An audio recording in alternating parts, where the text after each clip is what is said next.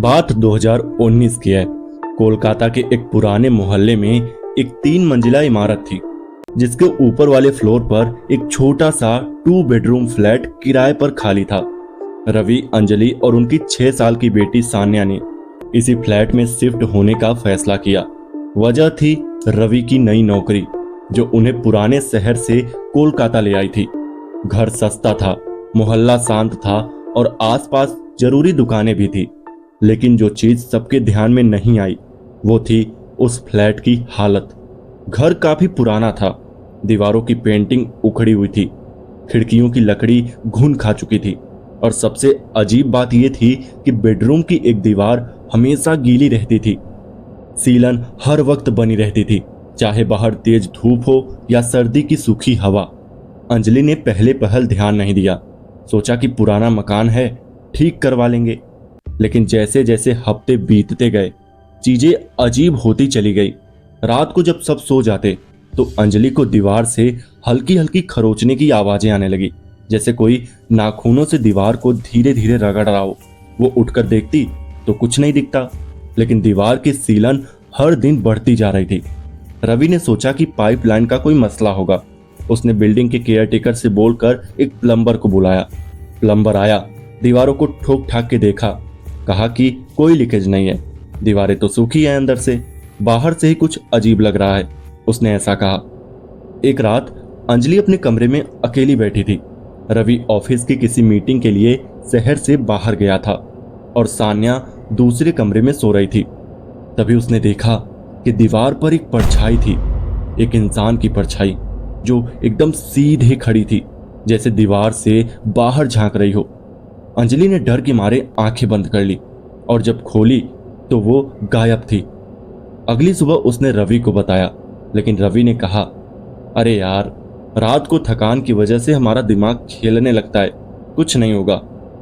कुछ दिन बीत गए और एक रात सान्या अचानक रोते हुए उठी। मम्मा, दीवार से कोई मुझे देख रहा था, उसकी आंखें जल रही थी। अंजलि सुन्न रह गई। उसने देखा कि दीवार पर उंगलियों के हल्के निशान थे। ऐसा लग रहा था कि किसी ने भीतर से उस पर हाथ मारा हो। अब मामला बढ़ता जा रहा था।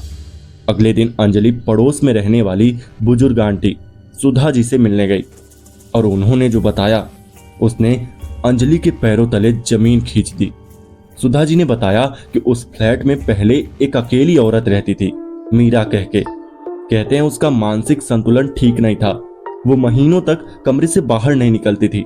आसपास के लोग कभी कभी उसके रोने चिल्लाने की आवाजें सुनते थे और एक दिन मीरा की लाश उसी बेडरूम में मिली, उस गीली दीवार के ठीक सामने। कहा गया कि उसने खुद को दीवार में सिर मार मार कर खुद को खत्म कर लिया था। दीवार पर उसके बाल और खून के निशान भी मिले थे। तब से वो कमरा बंद रहता था। लेकिन फिर मकान मालिक ने पुताई करवा दी और दोबारा किराए पर देना शुरू कर दिया। अब अंजलि के दिमाग में सब कुछ साफ हो चुका था। उसने रवि को दोबारा सब बताया।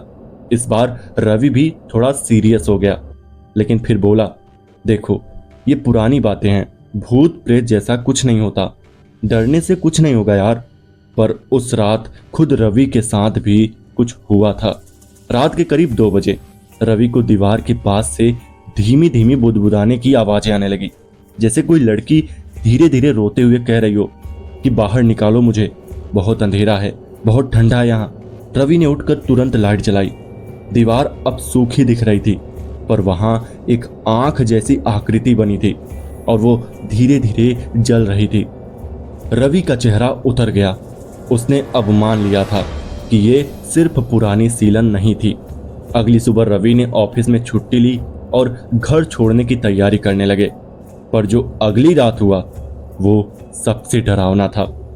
अंजलि को अचानक नींद में ऐसा लगा जैसे कोई उसके ऊपर चढ़कर बैठा हो। उसकी सांसें रुकने लगी, वो हिल नहीं पा रही थी। किसी की उंगलियां उसके गर्दन को जकड़ रही थी। आंखें खुली तो सामने एक चेहरा था, आधा जला हुआ, जिसकी आंखें भीतर की ओर धंसी थी और बाल बिखरे हुए थे। अंजलि चीख पड़ी। रवि जागा, लाइट ऑन की, पर कमरे में कोई नहीं था।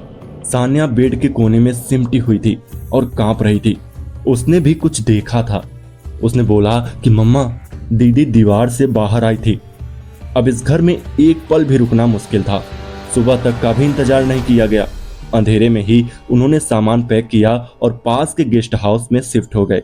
कुछ दिनों बाद मकान मालिक ने खुद बताया कि उसे ये बात पता थी, लेकिन उसने सोचा कि अब तक सब ठीक रहा है तो शायद कुछ नहीं होगा। लेकिन हर किराएदार कुछ महीने से ज्यादा नहीं टिकता था। अब कहते हैं कि उस फ्लैट की वो दीवार आज भी हमेशा गीली रहती है, और अगर आप रात के 3 बजे चुपचाप उठकर दीवार को देखो तो एक छाया दिखती है, और अगर आप ज्यादा देर तक देखो तो वो दीवार धीरे धीरे सांस लेने लगती है। तो दोस्तों, कैसी रही ये वीडियो कमेंट करके जरूर बताइएगा, और चैनल पर नए हैं तो चैनल को सब्सक्राइब करना मत भूलना। तो चलिए मिलते हैं ऐसी किसी और कहानी में, तब तक के लिए बाय।